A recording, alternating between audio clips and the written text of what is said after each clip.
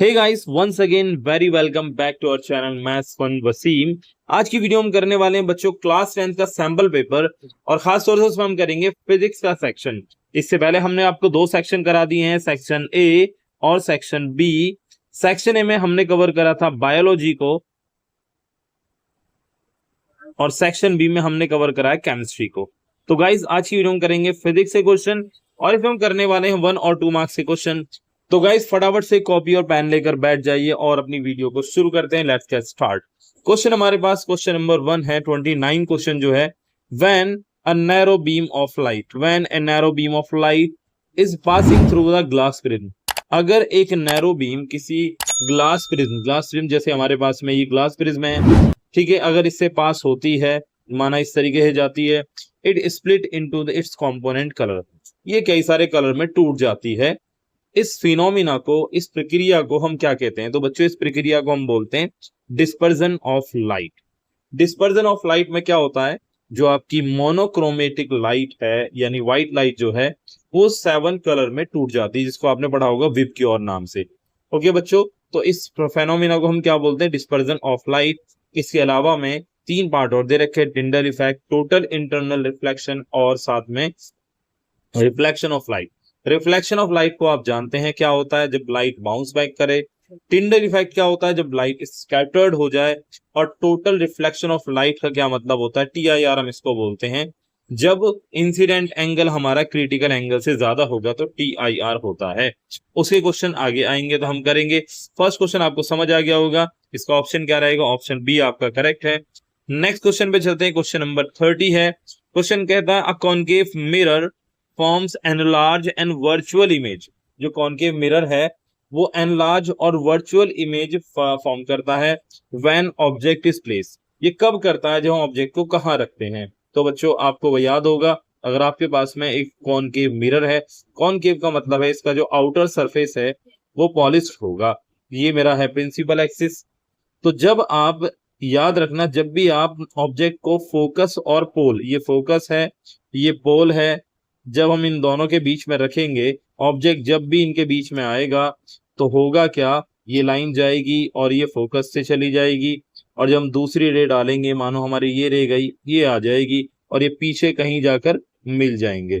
इस पीछे मिलने को ही हम क्या कहते हैं बच्चों? वर्चुअल इमेज कहते हैं, यानी आभासी प्रतिबिंब बनता है। तो यहाँ पर ये जो वर्चुअल इमेज है ये इरेक्ट भी होती है, एनलार्ज भी होती है, मतलब इससे बड़ी भी होगी। ये वाली जो इमेज ऑब्जेक्ट डिस्टेंस है, ऑब्जेक्ट की हाइट है, और ये इमेज की हाइट है, इमेज की हाइट ज्यादा है, ऑब्जेक्ट की हाइट कम है, तो हम बोलेंगे एनलार्ज है। बात आपको समझ आ गई? तो हमें कहाँ रखना है? बिटवीन पोल एंड फोकस, यानी ऑप्शन हमारा सी करेक्ट है। नेक्स्ट क्वेश्चन हमारा क्या कहता है बच्चों? नेक्स्ट क्वेश्चन हम करेंगे। क्वेश्चन पूछ रहा है, which colour of the light, light का कौन सा colour is scattered, the least in the atmosphere. Least का मतलब है लाइट का कौन सा कलर बहुत ज्यादा कम स्कैटर्ड होता है। जब भी लाइट का कलर टूटते हैं, मतलब व्हाइट लाइट जब किसी प्रिज्म से गुजरती है, तो यहाँ पर देखो एटमोस्फेयर के अंदर जो वाटर बबल्स बन जाते हैं या एटमोस्फेयर मॉलिक्यूल्स जो होते हैं वो भी एक तरह से प्रिज्म का काम करते हैं, जो कि क्या काम करता है? 7 कलर्स में तोड़ देता है हमारी लाइट को। जिसमें जो सबसे ऊपर जो कलर आता है वो आता है आपका रेड। रेड की जो वेवलेंथ होती है, रेड की जो वेवलेंथ होती है वो सबसे ज्यादा होती है। और स्कैटरिंग जो होती है, scattering inversely proportional to lambda the power 4। Lambda is the wavelength, यानी वेव की जो लेंथ है वो जिसकी सबसे ज्यादा होगी, यानी रेड की सबसे ज्यादा है, तो वो सबसे कम स्कैटर्ड होगा, क्योंकि इनवर्सली प्रोपोर्शनल। इसका जो इसका ऑप्शन हो जाएगा वो आपका बी, आपका ऑप्शन एकदम करेक्ट है। आपको समझ आ गया बच्चों? नेक्स्ट क्वेश्चन है हमारे पास में, क्वेश्चन नंबर 32 है। क्या 32 क्वेश्चन कहता है, a concave lens has a focal length 50 centimetre. एक कॉन्केव लेंथ है जिसकी फोकल लेंथ दे रखी है 50 सेंटीमीटर, यानी एफ दे रखा है 50 centimetre. It's power will be, power हमें डायरेक्टर में निकालनी है, डायरेक्टर में आती है वैसे पावर का आपको यूनिट पता है, डायरेक्टर होती है। 1 नंबर में डायरेक्ट क्वेश्चन भी आता है कि पावर की यूनिट का, तो डायरेक्टर में लिखी जाती है। ओके बच्चों, तो सबसे पहले हम क्या करेंगे? 50 सेंटीमीटर को मीटर में कन्वर्ट करेंगे।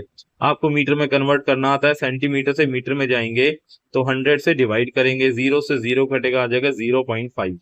अब क्योंकि यहाँ पर जो बात कर रहा है कॉनकेव लेंस की बात कर रहा है, तो कॉनकेव लेंस के जो हमारा कॉनकेव लेंस है उसकी जो हमारी फोकल लेंथ होती है वो होती है बच्चों नेगेटिव, तो ये हमारी हो जाएगी नेगेटिव 0.5। याद रहेगा बच्चों, अब आपको पावर का फॉर्मूला पता होगा, 1/f होता है। 1/f, एफ की जगह आ जाएगा 0.5 क्योंकि नेगेटिव में आता है। तो ठीक है बच्चों, पॉइंट हटाएंगे, इधर 0 लग जाएगा, तो यहाँ से आ जाएगा 10/5, माइनस का 5 से काटेंगे आ जाएगा माइनस का 2 डायप्टर। तो आप देख लीजिए माइनस के 2 डायप्टर, यानी बी आपका ऑप्शन एकदम करेक्ट है। आपको समझ आ गया होगा बच्चों। नेक्स्ट क्वेश्चन है हमारा क्वेश्चन नंबर 33। 33 में असर्शन रीजन है। क्वेश्चन असर्शन कहता है the ability of the eye की जो ability to the focus on both near and distance. Near मतलब पास वाला ऑब्जेक्ट, डिस्टेंस मतलब दूर वाला, by adjusting is focal length, यानी जो फोकल लेंथ है उसको एडजस्ट करने से नियर और पास का पता लगता है, उस फेनोमेना को मैकोर्डिनेशन बोलते हैं। तो जी इसका जो असर्शन है एकदम करेक्ट है यानी ट्रू है, तो असर्शन तो है राइट। ठीक है, बात आती रीजन। कॉर्निया इन आइस, कॉर्निया जो है आइस के अंदर वो हेल्प करता है, cornea in ice helps in adjusting is focal length, इसकी फोकल लेंथ को एडजस्ट करने में हेल्प करता है।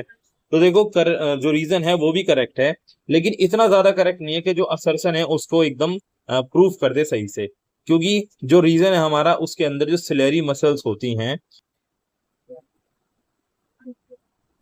जो आपकी सिलेरी मसल्स होती हैं वो कॉन्ट्रैक्ट करती हैं और रिलैक्स करती हैं, ताकि जो लेंस है वो थिकर और थिनर हो जाए, जिससे हमें नियर बाय ये मतलब जो फोकल लेंथ है वो लगातार चेंज होती रहती है।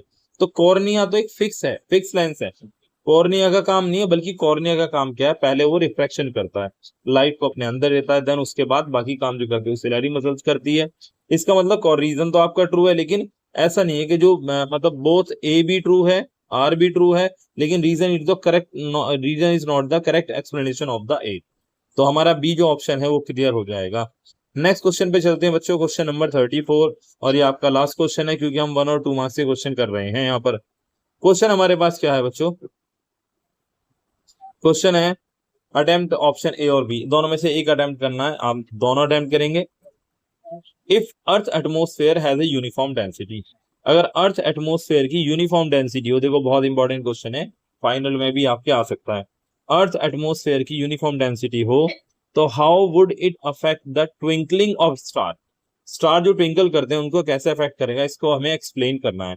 बच्चों होता क्या है, जैसे ही लाइट, जैसे माना हमारे पास ये स्टार है, ये कोई स्टार है हमारा, यहां से कोई लाइट जा रही है, जैसे ही एटमोस्फेयर्स में जाएगी तो एटमोस्फेयर की जो लेयर बाय लेयर जो डेंसिटी है वो वेरी करती है, और साथ में रिफ्रैक्टिव इंडेक्स भी इसका वेरी करता है, जिसकी वजह से जो बेंडिंग ऑफ लाइट है, जो बेंडिंग ऑफ लाइट है वो लगातार होता रहता है, और उसी की वजह से हमें क्या मिलती है, हमें मिलती है ट्विंकलिंग ऑफ स्टार, मतलब जो स्टार है वो चमकते हुए नजर आते हैं। और अगर यूनिफॉर्म डेंसिटी होगी तो एक सीधा स्ट्रेट लाइन पास जाएगा, तो इस उससे हमें जो हमारा स्टार है वो ट्विंकलिंग नहीं करेगा, बल्कि ऐसे ही नजर आएगा। वो बात समझ आ गई बच्चों आपको। इसका बी ऑप्शन है, बी क्वेश्चन, वो बी क्वेश्चन क्या कहता है ये समझ आ गया होगा ना। अगर आपको वीडियो अच्छी लग रही हो बच्चों, पसंद आ रही हो, समझ आ रही हो, तो आप इस वीडियो को अपने दोस्तों के साथ शेयर करें, और अगर चैनल पे कोई न्यू बच्चा है तो चैनल को सब्सक्राइब करे, वीडियोस को लाइक करे, और साथ में अपने दोस्तों के साथ शेयर करे। तो हमारा इसका नेक्स्ट क्वेश्चन है, draw a ray diagram to show the rainbows formation. Rainbows formation के लिए हमें क्या करना है, रे डायग्राम बना के बताना है, और ये भी बताना है इसके अंदर where the dispersion of light takes place, light का डिस्पर्जन कहां पर होता है, where the total internal reflection occur, total internal reflection कहां पर होता है। तो इसको बताने के लिए बच्चों मैं एक काम करते हैं, हम बना के बताते हैं। ये मान लो ये हमारे पास में ये वाटर मॉलिक्यूल है, ये वही है। अब व्हाइट लाइट जैसे इसके अंदर पास करेगी, ये व्हाइट लाइट पास करी, ये व्हाइट लाइट हमारी पास करी, अब होगा क्या, इस पॉइंट पर लाइट टूट जाएगी, माना एक लाइट यहाँ चली गई रेड में और वायलेट में टूट जाएगी। अब ये जो रेड लाइट टूटी है, ये जैसे ये इसका ये जो अब ये इंसिडेंट मतलब होता क्या, देखो यहाँ पर तो इस पॉइंट पर तो हो रहा है डिस्पर्जन, डिस्पर्जन हो रहा है। दूसरा टी आई आर कहां पर होता है, तो टी आई आर जो होता है बेटा इसके अंदर होता है, और अंदर कैसे होता है, तो देखो ये जो लाइट है, ये जो लाइट है ये फिलहाल इंसिडेंट लाइट बन जाएगी, क्योंकि अब होगा क्या, इसके अंदर से, इसको हम डेंसर मीडियम मान लेते हैं, और एयर बाहर है, तो डेंसर से एयर में आएगा, यानी डेंसर से रेयरर में जाएगा। एयर मतलब रेयरर एक ही बात है, रेयरर के अंदर जाएगा। और TIR होता भी कहां पर है, जब डेंसर से रेयरर में लाइट एंटर करती है। तो यहाँ पर डेंसर से रेयरर के अंदर रेयरर में जाएगा। तो होगा क्या, ये जो एंगल है, ये एंगल यानी इंसिडेंट एंगल ग्रेटर हो जाएगा क्रिटिकल एंगल से। क्रिटिकल एंगल अगर आपने नहीं पढ़ा तो इस टॉपिक को अच्छे से पढ़ लेना, बहुत इंपॉर्टेंट है, पेपर में आता है। क्रिटिकल एंगल ज्यादा हो जाए जिसकी वजह से यही इसके अंदर ही, मतलब इस डेंसर मीडियम के अंदर ही रिफ्लेक्ट हो जाएगा।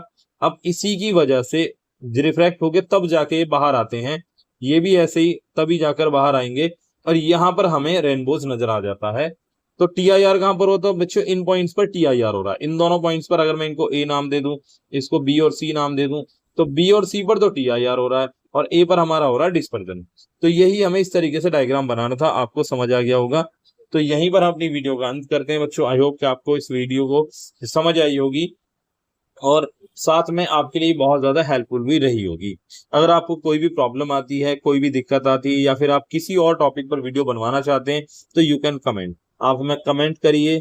आपका जो कमेंट है वो हमें मोटिवेशन देगा। साथ में आप इस वीडियो को शेयर करें ज्यादा से ज्यादा अपने दोस्तों में। ठीक है बच्चों, मिलते हैं अपनी नेक्स्ट वीडियो में, तब तक के लिए आप अपना ध्यान रखें। Take care.